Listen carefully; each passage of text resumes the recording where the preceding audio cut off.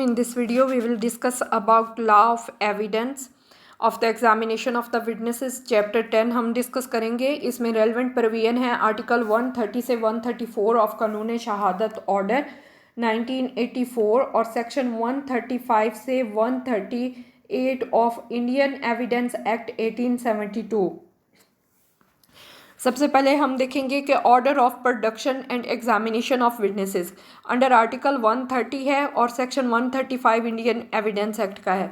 अब इसमें वो कहता है कि कौन सा ऑर्डर है कि किस ऑर्डर में विटनेस जो हैं वो प्रोड्यूस किए जाने चाहिए या एग्जामिन किए जाने चाहिए. वो कहता है कि order in which witnesses are produce and examine shall be regulated by law and practice for the time being relating to civil and criminal procedure. अब जो सिविल और क्रिमिनल प्रोसीजर के जो लॉज हैं और प्रैक्टिस का है उस टाइम पे उसके अकॉर्डिंग जो विटनेस हैं वो प्रोड्यूस किए जाने चाहिए और उनके एग्जामिन किया जाना चाहिए. सिविल केसेस में कोड ऑफ सिविल प्रोसीजर के अकॉर्डिंग प्रोड्यूस किए जाएंगे और एग्जामिन किए जाएंगे विटनेसेस, और क्रिमिनल केसेस में according to code of criminal procedure. Criminal cases में क्या होता है कि all allegations are made by the prosecution. तो प्रोसिक्यूशन के पास राइट है कि वो बिगिन करता है फॉर प्रोडक्शन ऑफ विटनेसेस और एग्जामिनेशन ऑफ विटनेसेस, और वो इस पे प्रोसिक्यूशन यही होता है कि वो कौन से ऑर्डर में प्रोड्यूस करते हैं विटनेसेस को. अगर इन केस वो आगे कहता है कि कोई भी ऐसा लॉ मौजूद नहीं है जिससे विटनेस जो है उनके प्रोडक्शन या एग्जामिनेशन का ऑर्डर जो है वो डिस्क्राइब किया जा सके, तो फिर ये कोर्ट की डिस्क्रिशन पे होता है. कोर्ट जो है वो डिसाइड करती है विटनेसेस के ऑर्डर को कि किस ऑर्डर में उनको प्रोड्यूस किया जाना है या एग्जामिन किया जाना है. नेक्स्ट हमारे पास आ जाता है जज to decide admissibility of evidence under article 131 of Qanun Shahadat order है और सेक्शन 136 है इंडियन एविडेंस एक्ट का. इसमें वो कहता है कि जब कोई भी पार्टी जो है कोई एविडेंस प्रपोज करती है किसी भी फैक्ट पे कि ये एविडेंस है, कोर्ट को कहती है कि मैं ये एविडेंस देना चाहता हूँ, आप इसको एडमिट करें या मुझे अलाउ करें कि मैं ये एविडेंस प्रोड्यूस कर सकूँ, प्रपोज कर सकूँ. तो जो जज है वो एग्ज़ामिन करेगा, पार्टी जो एविडेंस प्रोड्यूस करेगी, प्रपोज करेगी, उसको एग्ज़ामिन करेगा कि आया वो रेलेवेंट एविडेंस है या नहीं है. अगर जज को कोर्ट को लगता है कि वो रेलेवेंट है, ये कोर्ट की डिस्क्रिशन है, कोर्ट डिसाइड करती है.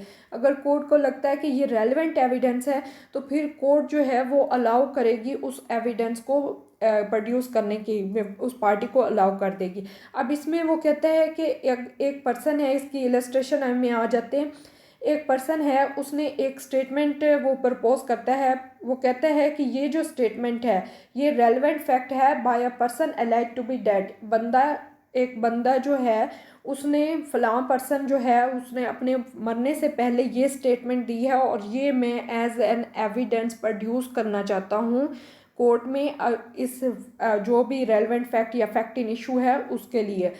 अब कोर्ट जो है वो ये देखेगी, वो डिसाइड करेगी. अब कोर्ट कहेगी उस पर्सन को कि पहले आप ये प्रूव करें कि वो बंदा जिस पर्सन की आप ये स्टेटमेंट दे रहे हैं कि वो पर्सन आया वो डेड है या नहीं है. पहले उस पर्सन की डेथ प्रूव करें और उसके बाद आप अगर उसकी डेथ प्रूव हो जाती है तो फिर कोर्ट अलाउ करेगी उस स्टेटमेंट को एज एन एविडेंस कि वो उसको प्रोड्यूस कर सके.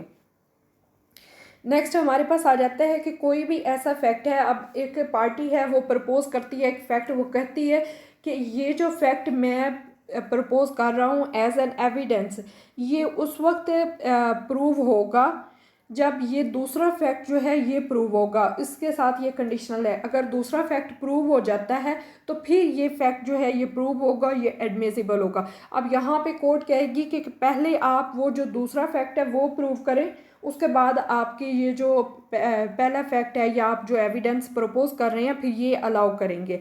अब इसकी इलस्ट्रेशन में आ जाते हैं कि एक पर्सन है वो एक कॉपी प्रोड्यूस करता है किसी भी डॉक्यूमेंट की और वो कहता है कि इसको एज एन एविडेंस अलाउ किया जाए कोर्ट में कि मैं इसको एज एन एविडेंस प्रोड्यूस कर सकूं. और वो साथ कहता है कि जो ओरिजिनल डॉक्यूमेंट है वो गुम गया, लॉस्ट हो गया, डिस्ट्रॉय हो गया. अब कोर्ट कहेगी कि पहले आप प्रूव करो कि वो ओरिजिनल डॉक्यूमेंट वाकई लॉस्ट हुआ है, डिस्ट्रॉय हुआ है या नहीं। अगर वो डिस्ट्रॉय हुआ है, वो प्रूव कर देता है कि वो लॉस्ट है, डिस्ट्रॉयड है, वो नहीं प्रोड्यूस किया जा सकता है एज एन एविडेंस, तो फिर कोर्ट उसको अलाउ करेगी कि वो उसकी कॉपी जो है वो प्रोड्यूस कर सकें एज एन एविडेंस। नेक्स्ट वो क्लॉज 3 में कहता है कि कोर्ट की डिस्क्रिशन है कि अगर दो फैक्ट हैं एक दूसरे से रेलेवेंट है, तो ये कोर्ट की डिस्क्रिशन है कि वो पहले ये कहे कि आप पहला फैक्ट प्रूव कर दें या कहे कि आप दूसरा फैक्ट प्रूव कर दें।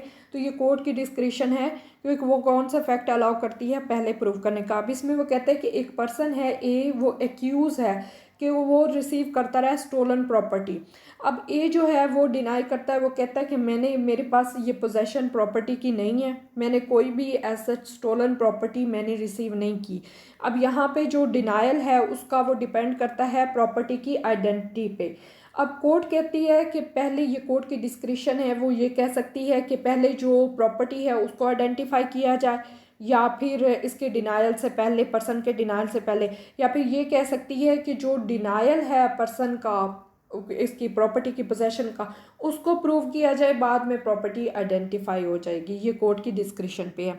जो ये आर्टिकल 131 है, ये कम्प्लीटली कोर्ट को डिस्क्रिशन देता है कि वो कोर्ट डिसाइड करती है कि कोई भी एविडेंस जो है, कौन सी एविडेंस अलाउ करनी है, कौन सी एविडेंस अलाउ नहीं करनी, कौन सी एडमिसिबल है, कौन सी एडमिसिबल नहीं है। ये कोर्ट की डिस्क्रिशन है कम्प्लीटली। नेक्स्ट हमारे पास आ जाता है stages of examination of a witness. इसमें 3 स्टेजेस हैं: examination in chief, cross examination and re examination. Examination in chief आ जाता है हमारे पास। एग्जामिनेशन इन चीफ क्या है कि इसको हम डायरेक्ट एग्जामिनेशन भी बोलते हैं। ये विटनेस को ये जो पार्टी विटनेस को बुलाती है, वही पार्टी उसको जब एग्जामिन करती है, तो ये एग्जामिनेशन इन चीफ है इन सिंपल वर्ड्स। तो इसमें क्या है कि when witnesses are called to give evidence, जो पार्टी बुलाएगी, तो वो पार्टी जो है अगर कोई फैक्चुअल विटनेस है तो वो उसको एग्जामिन करेगी अबाउट व्हाट हैपन, क्या हुआ, कौन से फैक्ट थे, उसके बारे में जब उसको एग्जामिन करेगी, पूछेगी, तो ये आ जाएगा इसकी एग्जामिनेशन चीफ। अगर कोई एक्सपर्ट विटनेस प्रोड्यूस किया है, तो जो उसकी एक्सपर्ट ओपिनियन होगी, वो जो पार्टी बुलाएगी उस एक्सपर्ट को, तो वो उसको जो एग्जामिन करेगी, तो ये एग्जामिनेशन इन चीफ है। अब यहाँ पे भी है कि कोई भी एडवोकेट जो है जब एग्जामिनेशन इन चीफ हो रही होती है, तो वो विटनेस को लीड नहीं कर सकता, लेकिन हाँ उसको हेल्प कर सकता है कि कोई भी डिटेल है उसको, कोई भी फैक्ट है उसको डिटेल में बयान करने में या उसको बताने में वो विटनेस की हेल्प कर सकता है। वो उसे कह सकता है व्हाट हैपेंड नेक्स्ट, आगे क्या हुआ आप बताओ, फिर उसके बाद आपने क्या देखा, इस स्टेज के बाद क्या देखा। तो ये सारे सवाल जो हैं ये एडवोकेट पूछ सकता है, लेकिन उसको लीड नहीं कर सकता। मेमोरी भी रिफ़्रेश कर सकता है with the permission of the court, जब कोर्ट परमिट करे। इन एग्जामिनेशन इन चीफ अगर कोई विटनेस जो है वो कुछ भूल रहा है, तो कोई भी ऐसा डॉक्यूमेंट या ऐसी चीज़ उसके सामने पेश की जाए जिससे उसकी मेमोरी रिफ़्रेश हो सकती है। अगर कोर्ट परमिशन दे तो ये भी एग्जामिनेशन इन चीफ में मेमोरी भी रिफ़्रेश की जा सकती है। ऑब्जेक्ट क्या है एग्जामिनेशन इन चीफ का, कि जो विटनेस है गवाही देने आया है, एविडेंस देने आया है, तो उसको जो पार्टी उसको बुलाती है, वो उससे तमाम जो मटेरियल फैक्ट हैं वो उसके नॉलेज में जो हैं वो डिस्क्राइब करे, और पार्टी जो है वो उसको एग्जामिन करती है, वो प्रूव करने के लिए कि जो फैक्ट वो बता रहा है उन फैक्ट को प्रूव करने के लिए। और इसमें वो कहता है कि जो स्टेटमेंट है should be real and must confine to relevant fact, relevant fact से होने चाहिए, कोई irrelevant fact examination in chief में नहीं होना चाहिए। इसकी लिमिटेशन क्या है कि कोई भी इररेलेवेंट फैक्ट ना हो, लीडिंग क्वेश्चन ना हो, विटनेस जो है वही फैक्ट बता सकता है जो उसके नॉलेज में हो, वो अपनी कोई पर्सनल ओपिनियन नहीं दे सकता, जो फैक्ट एक्चुअल फैक्ट हैं वही बताएगा। अब नेक्स्ट हमारे पास आ जाता है cross examination. Cross examination in a very simple word जो है ये क्या है कि examination of a witness by the adverse party. अब कोई विटनेस जो है ये प्रोड्यूस किया है एक पार्टी ने, उसको उस पार्टी ने एग्जामिन किया है, तो वो एग्जामिनेशन इन चीफ है। अब उसी विटनेस को जब दूसरी पार्टी क्रॉस एग्जामिन करेगी उसको, तो एग्जामिन दूसरी एडवर्स पार्टी जब उसको एग्जामिन करेगी तो ये क्रॉस एग्जामिनेशन है। पर्पस क्या है क्रॉस एग्जामिनेशन का? To test the credibility of the witness. कोई फैक्ट है तो उसको ऑन द रिकॉर्ड लाने के लिए, या कोई फैक्ट अगर लगता है कि कोई विटनेस है इसने कोई फैक्ट कंसील किया जानबूझ के या छुपाया, या कोई फैक्ट नहीं रिकॉर्ड पे आया तो उसको लाने के लिए, to impeach the credibility of witness, to impeach the accuracy and general value of evidence given by him in examination in chief. तो ये क्रॉस एग्जामिनेशन के पर्पस है। अब यहाँ पे वो कहते हैं कि who can conduct cross examination, तो ओनली एडवर्स पार्टी जो है वो क्रॉस एग्जामिनेशन कर सकती है, ऑपोजिट पार्टी जो है वो कर सकती है। लेकिन यहाँ पे आगे वो कहते हैं कि जो पार्टी विटनेस को बुलाती है सम टाइम वो पार्टी भी उसको क्रॉस एग्जामिन कर सकती है जब उसका अपना विटनेस उसके अगेंस्ट कोई स्टेटमेंट देता है, तो तब जो पार्टी विटनेस कॉल करती है वो भी उसे क्रॉस एग्जामिन कर सकती है। बाहर क्या है क्रॉस एग्जामिनेशन में कि कोई रेलिवेंट क्वेश्चन ना हो, कोई इनडिसेंट और स्कैंडलस क्वेश्चन ना पूछा जाए, कोई ऐसा क्वेश्चन ना पूछा जाए जिसकी इंटेंशन हो कि किसी की इंसल्ट करना या किसी को अनॉय करना, तो ये इसकी बाहर आ जाती है क्रॉस एग्जामिनेशन की। नेक्स्ट हमारे पास आ जाता है री एग्जामिनेशन। री एग्जामिनेशन में क्या है कि अब विटनेस जो है, examination of a witness subsequent to cross examination by the party who call him shall be called re examination. अब जो पार्टी विटनेस को बुलाती है उसको एडवर्स पार्टी क्रॉस एग्जामिन करती है। क्रॉस एग्जामिन करने के बाद वही पार्टी जो पहले जिसने विटनेस को बुलाया है वही उसको जब एग्जामिन करेगी तो वो री एग्जामिनेशन है। इसमें क्या है चीफ ऑब्जेक्ट क्या होता है री एग्जामिनेशन का कि अगर कोई स्टेटमेंट जो है विटनेस क्रॉस एग्जामिनेशन में उसने कोई दी है तो उस स्टेटमेंट को एक्सप्लेन करने के लिए विटनेस को अपॉर्चुनिटी दी जाए कि वो जो भी स्टेटमेंट उसने दी है उसको एक्सप्लेन कर सके। ये कोई एम्बिग्यूटी आ जाती है टू क्लियर द एम्बिग्यूटीज़, वो करने के लिए री एग्जामिनेशन की जाती है। ये कोई भी ऐसा मैटर जो क्रॉस एग्जामिनेशन में रेफ़र हुआ है तो उसको एक्सप्लेन करने के लिए भी री एग्जामिनेशन किया जा सकता है।